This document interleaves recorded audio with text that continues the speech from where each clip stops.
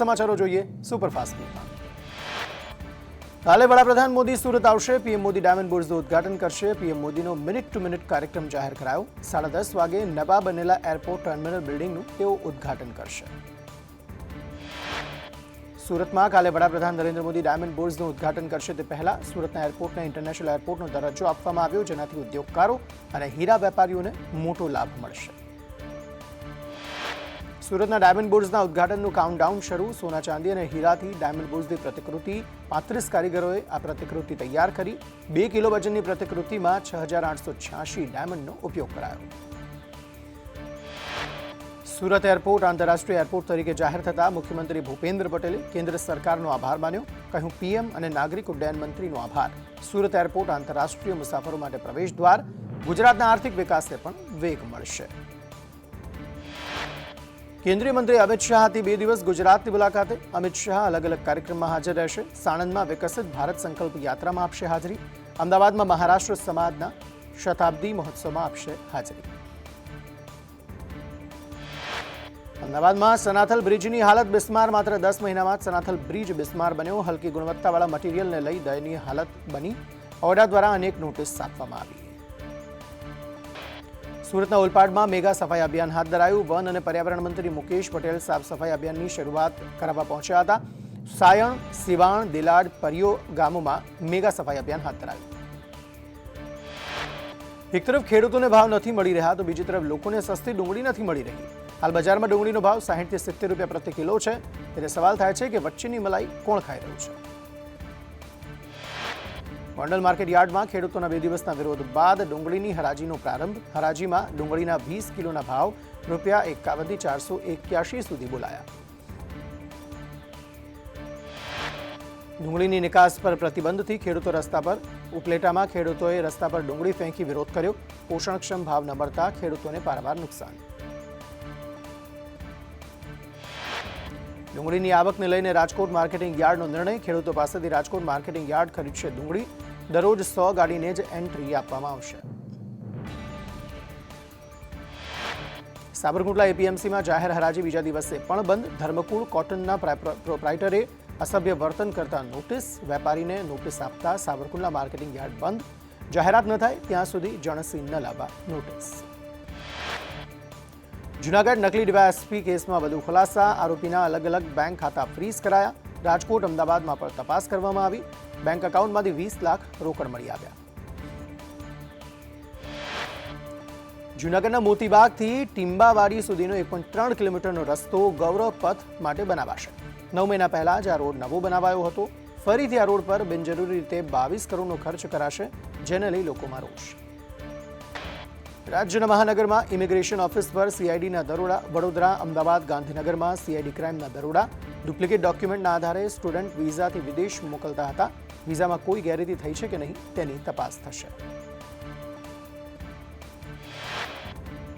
CID ક્રાઇમના રાજ્યના 3 શહેરોમાં દરોડા। વિઝા એજન્ટોના ત્યાં સીઆઈડી ક્રાઇમની 17 ટીમના દરોડા। અમદાવાદના આંબાવાડી, મણિનગર, નારણપુરામાં દરોડા। નવરંગપુરા અને સોલા વિસ્તારમાં પણ દરોડા। ગાંધીનગરમાં સીઆઈડી ક્રાઇમના ઇન્ફોસિટી, કુડાસણ અને ચિલોડામાં દરોડા। મોટી સંખ્યામાં બનાવટી ડોક્યુમેન્ટ અને પાસપોર્ટ કબજે કરાયા। ચિલોડાની ઓફિસમાંથી 5 લાખ રોકડા કબજે કરાયા। યુજીસીએ એમએસ યુનિવર્સિટીને મહત્વની જવાબદારી સોંપી। એમએસયુ ઉચ્ચ અભ્યાસના ગુજરાતીમાં પુસ્તકો તૈયાર કરશે। નવી શિક્ષણ નીતિ અંતર્ગત યુજીસીએ સોંપી જવાબદારી। એમએસ યુનિવર્સિટીને નોડલ યુનિવર્સિટી બનાવાઈ। રાજ્યમાં પ્રદૂષણને કારણે ટીબીના દર્દીઓમાં વધારો। 1 વર્ષમાં ટીબીના દર્દીઓમાં 17% વધારો। હૃદય બાદ હવે ફેફસા પણ નબળા પડી રહ્યા છે। વર્ષ 2020માં 1 લાખની વસ્તીએ 173 ટીબીના દર્દી હતા। વર્ષ 2020માં 1 લાખની વસ્તીએ 213 ટીબીના દર્દી થયા।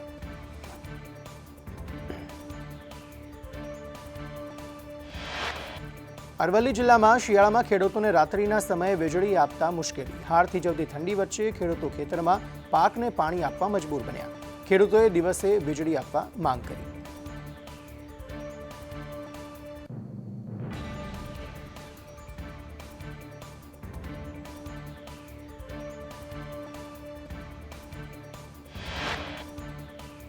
છોટાઉદેપુરમાં માઇનોર કેનાલમાં 3 જગ્યાએ ભંગાણ. ખેડૂતોએ સ્વખર્ચે કેનાલનું સમારકામ કરાયું. 10 ફૂટ જેટલો ખાડો ખોદી પાઇપલાઇનનું સમારકામ કરાવાયું.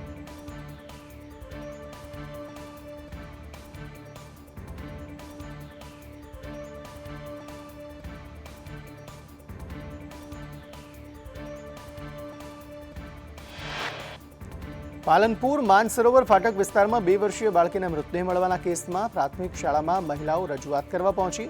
તારાનગર વિસ્તારની શાળામાં સીસીટીવી અને પોલીસ રક્ષણ આપવાની મહિલાઓની માંગ.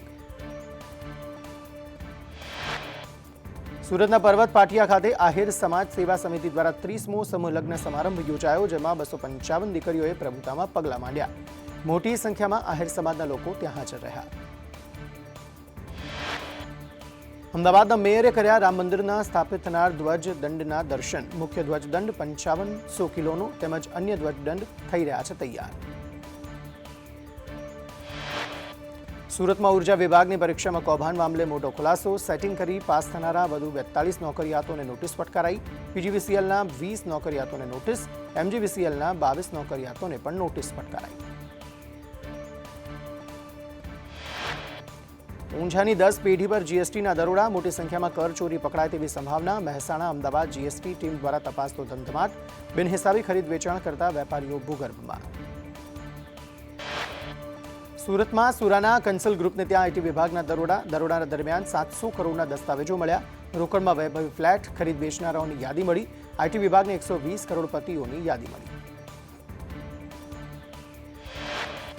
દાહોદ જિલ્લા વિકાસ અધિકારીની અનોખી પહેલ. પોતાના બાળકને સરકારી આંગણવાડીમાં અપાવ્યો પ્રવેશ. સારી સુવિધા કરતા સરકારી યોજનાનો લાભ લેવા માટે પહેલ. રખડતા ઢોર મુદ્દે આરએમસીનું ઢોર માલિકોને અંતિમ અલ્ટિમેટમ. માલધારીઓ અને ઢોર માલિકો આરએમસીમાં કરશે રજૂઆત. રાજકોટમાં 2000 જેટલા પશુઓ હાલ રજીસ્ટ્રેશન વગરના. ગાંધીનગરમાં પાણીના હોજમાં પડવાથી એકનું મોત થયું. નવા સરકારી મકાન બનતા હતા તે સાઇટનો બનાવ. ગાંધીનગર સેક્ટર 6 પોલીસે તપાસ હાથ ધરી. નવસારી હાઈવે નજીક સર્જાયો અકસ્માત. અમદાવાદ તરફ જતા ટ્રેલરને નડ્યો અકસ્માત. એંધલ ગામે ટ્રેલર અને ટ્રક વચ્ચે અકસ્માત સર્જાયો. વડોદરામાં ક્રેન નીચે કચડાતા કર્મચારીનું મોત. નંદેસરી જીઆઈડીસીમાં અકસ્માતમાં કર્મચારીનું મોત. ક્રેન આગળ ચાલતો યુવક અચાનક ઢળી પડ્યો. જૂનાગઢના માણાવદરમાં 11 વર્ષની સગીરાનો આપઘાત. નાના ભાઈએ ભણવા માટે ચોપડો લેવા જવાની ના કહેતા સગીરાએ ગળે ફાંસો ખાઈ જીવન ટૂંકાવ્યું. ઘરમાં ચુંદડી વડે ગળે ફાંસો ખાધો. સમગ્ર મામલે પોલીસે વધુ તપાસ હાથ ધરી. સાબરકાંઠાના પ્રાંતિજમાં ટ્રક રિવર્સ લેતી વખતે લોખંડની ગટર તૂટી. લોખંડની ગટર સાથે ટ્રક ધડાકાભેર અથડાતા પસાર થતી ઇકો વાન પર ગટર પડતા ઇકો કારનો પૂંછડો થઈ ગયો. ઇકો વાનમાં સવાર તમામ લોકોનો બચાવ. વેરાવળમાં સોની બજારમાં જર્જરિત મકાન ધરાશાયી થયું. ઘટનામાં મોટી જાનહાનિ ટળી. એપ્રિલ માસમાં સ્થાનિકોએ પાલિકાને કરી હતી જાણ. આસપાસના મકાનોને પણ નુકસાન પહોંચ્યું. કેવડિયામાં વાઇબ્રન્ટ ગુજરાત અંતર્ગત બેઠકોનો દોર શરૂ. એડવેન્ચર ટૂર ઓપરેટર એસોસિએશનની બેઠક. ગુજરાતમાં પ્રવાસન ઉદ્યોગનો વધારો થઈ રહ્યો છે. 16 થી 18 ડિસેમ્બર વચ્ચે કેવડિયા ખાતે અધિવેશન યોજાશે. ભરૂચના આમોદ નગરપાલિકાની બેદરકારીના કારણે આઈસર ટેમ્પો ગટરમાં ખાબક્યો. નગરપાલિકામાં કામ કરતા કોન્ટ્રાક્ટરનો ટેમ્પો ખુલ્લી ગટરમાં ખાબક્યો. ખુલ્લી ગટરમાં વારંવાર પશુઓ ખાબકવાના બનાવ બને છે.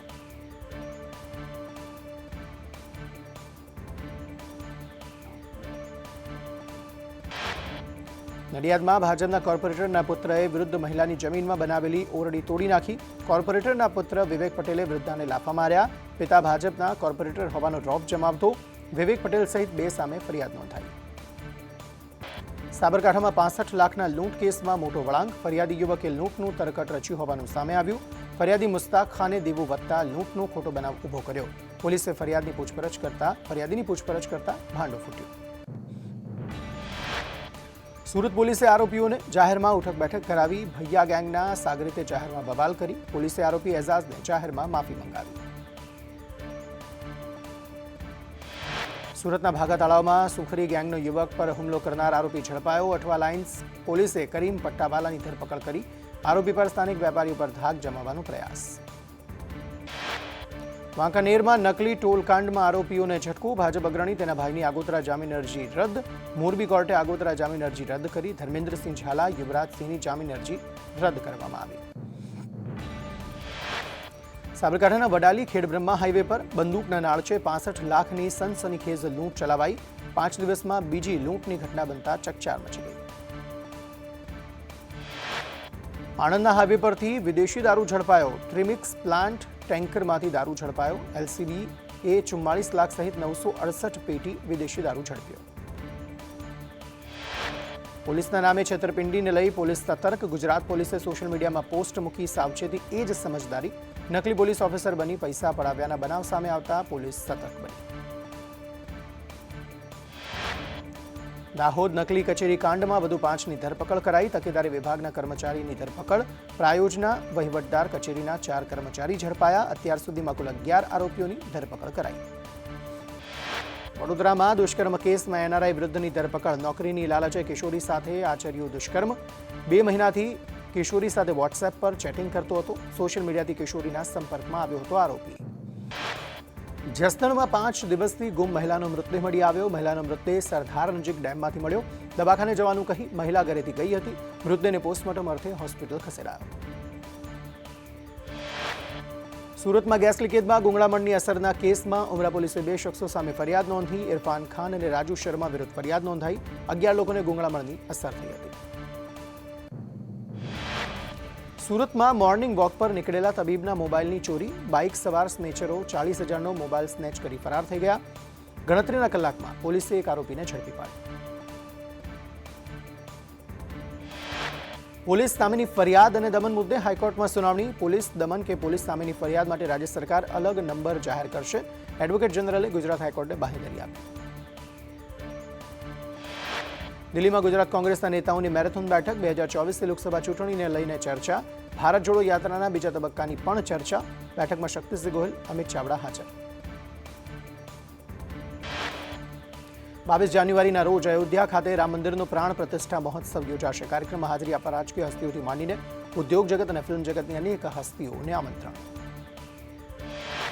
વિશ્વમાં સૌથી જૂનું સ્વતંત્ર રાજ્ય ઓમાનના સુલતાન હેથમ બિન તારીક ભારતની 3 દિવસની મુલાકાતે. આ મુલાકાતથી ભારત અને ઓમાન વચ્ચે મિત્રતા અને દ્વિપક્ષીય સંબંધો વધુ મજબૂત બનશે. રાષ્ટ્રપતિ મુર્મુ અને પીએમ મોદીએ સ્વાગત કર્યું. વિજય દિવસની 52મી વર્ષગાંઠ નિમિત્તે સમગ્ર દેશમાં શહીદોને શ્રદ્ધાંજલિ અર્પણ કાર્યક્રમ યોજાશે. 1971ના યુદ્ધમાં પાકિસ્તાનને કારમી હારનો સામનો કરવો પડ્યો હતો. 1971ની ઐતિહાસિક જીત ભારત અને બાંગ્લાદેશની લોહીથી લખેલી મિત્રતાનું પ્રતીક. દેશની વિવિધ કોર્ટમાં કુલ 5 કરોડ કેસ પેન્ડિંગ. સુપ્રીમ કોર્ટમાં 80,000 કેસ પેન્ડિંગ તેમજ દેશની 25 હાઈકોર્ટમાં 61 લાખ કેસ પેન્ડિંગ. જિલ્લા અને તેની તાબા હેઠળની અન્ય કોર્ટમાં કુલ 4.46 કરોડ કેસ પેન્ડિંગ. ઉત્તર ભારતમાં પહાડો પર બરફવર્ષા થતાં ઠંડી વધી. શ્રીનગરમાં તાપમાનનો પારો માઇનસની નીચે ઉતર્યો. પહેલગામમાં તાપમાન -5 ડિગ્રી, ગુલમર્ગમાં તાપમાન -3.4 ડિગ્રી નોંધાયું. કાઝીગુંડમાં તાપમાનનો પારો -2.8 ડિગ્રી. શ્રીનગરનું પ્રખ્યાત દાલ લેક ઠંડીથી થીજ્યું. દાલ લેક પર બરફની પરતો જામી. હજુ પણ ઠંડી વધવાની હવામાન વિભાગની આગાહી. ઉત્તરાખંડના અનેક વિસ્તારોમાં બરફવર્ષા થતાં ઠંડી વધી. ઉત્તરાખંડના કેદાર વેલી અને તુંગનાથમાં ભારે બરફવર્ષા. તો હિમાચલ પ્રદેશમાં લાહૌલ સ્પિતિમાં પણ બરફની ચાદર પથરાઈ. ઉત્તર ભારતમાં હાડ થીજવતી ઠંડી. દિલ્હીમાં તાપમાન 5 ડિગ્રીએ પહોંચ્યું. દિલ્હીના અનેક વિસ્તારોમાં 4.9 ડિગ્રી તાપમાન. સફદરજંગમાં 4.9 ડિગ્રી તાપમાન નોંધાયું. દિલ્હીમાં ઠંડી અને ધુમ્મસનું સામ્રાજ્ય જોવા મળ્યું. શુક્રવારનો દિવસ દિલ્હીમાં સિઝનનો સૌથી ઠંડો રહ્યો. હિમાચલના શિમલાથી દિલ્હીનું તાપમાન નીચું. હરિયાણાના હિસારમાં 4.2 ડિગ્રી તાપમાન. હરિયાણામાં ધુમ્મસનું યલો એલર્ટ. રાજ્યમાં ઠંડીના પ્રમાણમાં આંશિક ઘટાડો. 24 કલાકમાં સૌથી નીચું તાપમાન નલિયાનું નોંધાયું. નલિયાનું તાપમાન 13 ડિગ્રી નોંધાયું. તો કંડલામાં 17 ડિગ્રી તાપમાન નોંધાયું. જ્યારે ડીસામાં 14 ડિગ્રી અને ભુજમાં 17 ડિગ્રી તાપમાન નોંધાયું. સુરેન્દ્રનગર અને કેશોદમાં 18 ડિગ્રી તાપમાન નોંધાયું. તો પોરબંદર અને રાજકોટમાં 19 ડિગ્રી તાપમાન. જ્યારે અમદાવાદમાં 18 ડિગ્રી, અમરેલી અને ગાંધીનગરમાં 16 ડિગ્રી તાપમાન નોંધાયું છે. ઓસ્ટ્રેલિયાની નવી વિઝા નીતિ. પોસ્ટ ગ્રેજ્યુએશન લેવલે 6.5 બેન્ડ ફરજિયાત. સ્કિલ લિસ્ટનો ફાયદો નહીં મળે. દર વર્ષે ગુજરાતમાંથી 10,000થી વધુ વિદ્યાર્થીઓ જાય છે. સિંગાપુરમાં એક અઠવાડિયામાં કોરોના કેસના 56,000 કેસ નોંધાયા. ગયા અઠવાડિયે આંકડો 32,000 હતો. દેશમાં છેલ્લા અઠવાડિયામાં કોરોનાના કેસમાં 75% વધારો થયો. સિંગાપુરમાં કોરોનાથી લોકોમાં ભયનો માહોલ. ન્યૂયોર્કના ભૂતપૂર્વ મેયર રૂડી ગ્યુલિયાનીએ જ્યુડી એ બદનક્ષી માટે દોષિત ઠેરવ્યા.